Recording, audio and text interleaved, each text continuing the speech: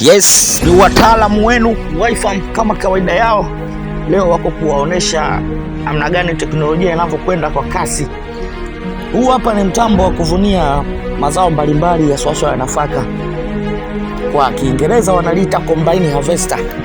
Hilo dubwana ni unyama lina unyama hatari.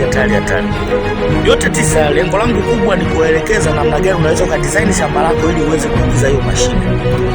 Bila kufanya design nzuri mwanzoni, hiyo mashine haiwezi kufanya kazi kwenye shamba lako. Kwa hiyo kwa design nzuri ya shamba lako, ili uweze kufanya commercial farming, ili uweze kutumia mashine kama hizo za kufumia, mashine za kupulizia, mashine za kufanya palizi, ni lazima uanane na Wi-Farm ili uweze kukusaidia kwenye swala kama hilo.